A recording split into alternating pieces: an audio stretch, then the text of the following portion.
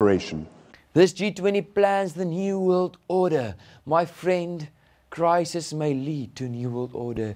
Do you see what they did? They plunged the world into chaos, and then they brought the solution, a new world order. And subtly, everyone must be now part of this new world order. New world order emerges from chaos, exactly according to their plan. The Pope did it through all the centuries.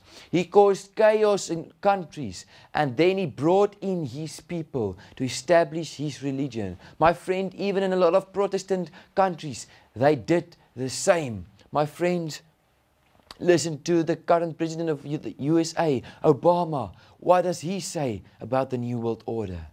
The way we're going to win over the long term is not just militarily. We've got to win over hearts and minds. And what that means is we've got to invest in countries that have no educational infrastructure, have no means for young people to get ahead. We've got to give them a stake in creating the kind of world order that I think all of us would like. Now, my friend, the Antichrist wants full control of this world. They want to know everything about you. They want to know every piece of detail of your life. Look at this clip, please. Echelon, which is capable of intercepting all the world's communications at any time.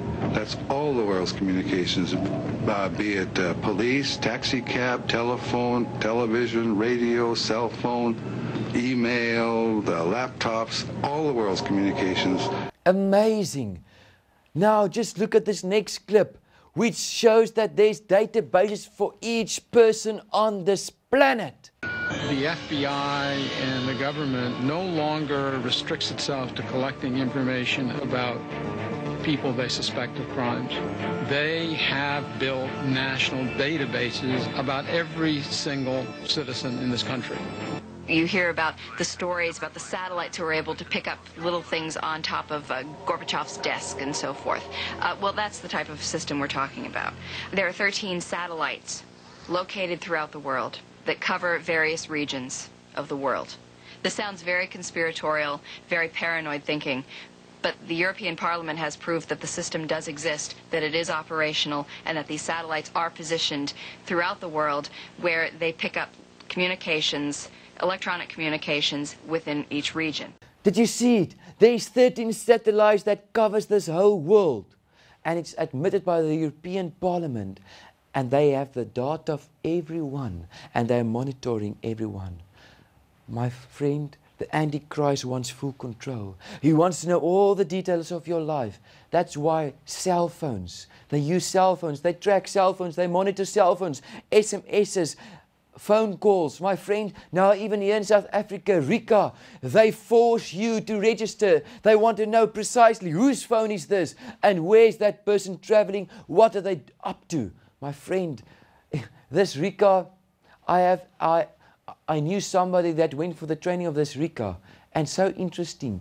If you don't register according to this training of RICA, you will get 10 years in jail, or I think it's somewhere here between R1 million fine. It's incredible. Why? Because they want full control. Today we have emails. Today we have Twitter. Today we have Facebook. All this stuff, everything, Skype, everything is just to get control, to know all the details of your life. Just look at this news reports about the dangers of Facebook, even Skype, and the use of cell phones like Blackberries. Obama administration reportedly wants our intelligence agencies to be able to get in, if they need to Facebook or Skype or BlackBerry, if it's an issue of national security. So here we go again. This time it's a Democratic administration that is raising privacy questions. That's how we start this brand new hour of America's Newsroom from Monday morning. I'm Martha McCallum. Hey, Bill. Morning, Martha. I'm Bill Hemmer. Good morning, everybody. Seems like we were down this road before, right? But the technology's changing, and the feds argue that terrorists increasingly are communicating online, and they need the ability to go online to tap into these messages in order to prevent a possible attack here at home. Yeah. Well, the Obama administration wants to give Big Brother a new tool to peek into your private, personal messages. The feds are pushing to make it easier to tap into online communications, and that means everything from your BlackBerry to maybe your Skype to even Facebook. Shannon Bream is reporting live in Washington on this story. So, Shannon, what kind of new access are these law enforcement agencies looking for? Well, Jenna, the agencies say, hey, we have the legal authority to do this, but what we're talking about is actually physically being able to get access. They're trying to keep pace with technology. Used to be you just go tap a phone line. Well, of course, a lot of things have changed. Now, so much of it has moved on to the Internet. Facebook, BlackBerries, Skyping. So even though law enforcement agencies say we do have the power to get an order to go look at some of these communications, if the companies and services have blocks, they can't quickly unscramble things like encrypted messages or break into streams of communication. Well, it doesn't help law enforcement. So they're pushing to come up with something that would actually require the companies to be able to quickly do those things, to have methods and capabilities in place. So if that warrant comes, the company can easily turn over the information, Jenna. So talk us through a little bit about how it will work in any sort of reality. Would we get a heads up that maybe someone was looking at some of our, BlackBerry messages between the two of us? How would it work? Probably not. Hopefully, we're in the clear. We're not on anyone's radar. But if you think about the example of someone like Faisal Shahzad, you'll remember this is the attempted Times Square bomber. There are reports that investigators found out after he was nabbed that he was actually using communication services that would not have allowed an intercept, even with the warrant. So if this guy had been on their radar, they would have had to go to the company and somehow ask the company to actually cook up this capability. Of course, time is critical, especially in terrorism cases, and that possibility could have meant we could have missed him, Jenna. What the administration says it wants is power to wiretap, to get wiretap power in case terrorists or drug dealers or some other criminals could be using this technology, because so many people now communicate on the Internet, not on the old-fashioned way on the telephone or not even in a cell phone conversation. So what they want to do is be able to look at what you're doing on here. And let's take a closer look at how this would work. Essentially, I could send, I send my wife sometime a message. What time would we meet for dinner? This is what happens. It gets encrypted as it goes out, and then it comes in to the receiving device, and it gets decoded. Well, what the government wants is the ability to get this key, the encryption key, so that it can keep track of the bad guys with a warrant. Now, congressional committees are working on legislation, and the administration wants new powers when it comes to cybersecurity. The administration says that's necessary to fight terrorism, but already it's raising red flags about privacy and giving the government too much power to read virtually every electronic message that anyone could be sending. My friend, incredible. And then there's people that put their whole life on Facebook. The Pope is smiling. The Antichrist is just grinning. The reason for the Antichrist to have control over the world is to enforce his mark of authority. Revelation 13:16-17 says, and he causes all, both small and great, rich and poor, free and bond, to receive a mark in their right hand or in their foreheads, and that no man might buy or sell, save he that had the mark or the name of the beast or the number of his name. You see, the Antichrist wants full control. Why? Because he wants to get the whole world on board. He wants to enforce his mark of authority. Sunday observance, because it's showing his authority to change the law of God, usurping God's place, the vicar of Christ. My friend, in 31 May 1998, John Paul II issued Dies Domini, a papal encyclical. What did this encyclical contain? I'll read 66 and 67 to you. When through the centuries she has made laws concerning Sunday rest, the church has had in mind above all the work of servants and workers, certainly not because this work was any less worthy when compared to the spiritual requirements of Sunday observance, but rather because it needed greater regulation to lighten its burden and thus enable everyone to keep the Lord's Day holy. And this Lord's Day, according to him, is Sunday. Listen carefully. In this matter, my predecessor, Pope Leo XIII, in his encyclical Rerum Novarum, spoke of Sunday rest as a worker's right, which the state must guarantee. You see, the state must guarantee it. How can the state guarantee something? By law. Sunday observance by law. It's by force. 67. Therefore, also in the particular circumstance of our own time, Christians will naturally strive to ensure that civil legislation respects their duty to keep Sunday holy. My friends, what do we see here?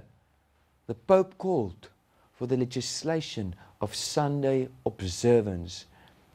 The mark of the beast must be enforced. The mark of the authority. Then 2 August 2004 in Time, we read, and on the 7th day we rested. All this is about the blue laws and how the blue law still exists in America even to today.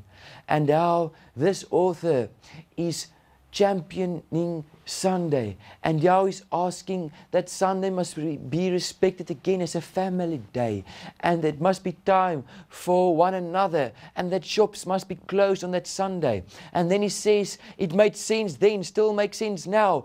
Pope John Paul II even wrote an apostolic letter in defense of Sunday. When Sunday loses its fundamental meaning and becomes merely part of a weekend, he wrote, people stay locked within a horizon so limited that they can no longer see the heavens. You see, Sunday is being pushed from all places and from all different aspects of society. My friend, Sunday observance is before the door, being legislated.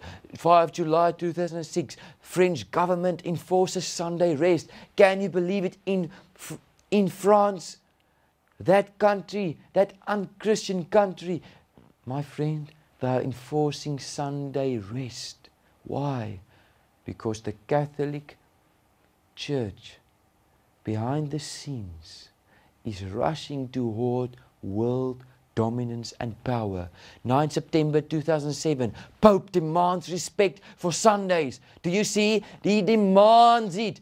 The same day, Pope, Sunday worship a necessity for all. 27 November 2007, German Union's churches form alliance against Sunday shopping. Then 18 April 2008, the Pope Benedict waves at the audience while the Secretary General Ban Ki-moon of the UN watches at the UN's headquarters.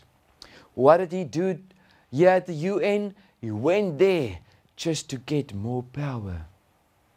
He, the world leader. 14 June 2008, Pope says church role in politics for good of all. 18 June 2008, here's Obama's own web blog. And what is he asking for?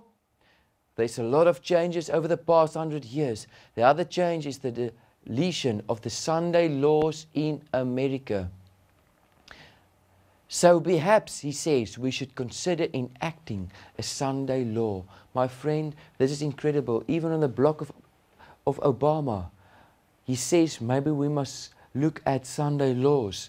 Then 23 June 2008, Catholic Church enforces Sunday law in Europe. Shops must be closed. My friend, 21 September 2008, critics say Pope aims to change laws. All these things are happening precisely as the Bible predicted. My friend, you can't be an agnostic because the Bible is true. The Bible predicted exactly, and it's happening before our very eyes. Sunday shopping banned in Croatia, 1 January 2009. You can't believe it. Sunday legislation, the mark of the beast is being enforced. My friend, 23 June 2009, German court to rule on Sunday shopping in Berlin. In Germany, there's a whole struggle about Sunday observance. What will happen? 7 July 2009, Charity in America, the Pope's new encyclical in the New World. What happened? A Pope's New World Order. Pope Benedict XVI proposed a stunningly radical approach to global economy. You see, as a solution to this global economy, the current Pope last year released his encyclical. And what did he say in this encyclical? Pope urges forming new world economic order to work for the common good. You see, he's proposing a new world order, even in economics. How did he do it? What did he write? There he's writing the encyclical and signing it. My friend, the Pope asks for mainly 5 things. A world government, on page 67. Secondly, he's asking for state and church to work together in chapter 5. On page 55, he says the Pope must be the head of this new world order. On page 67, he's asking that laws needed to be enforced. And fifthly, this new order will retain all management over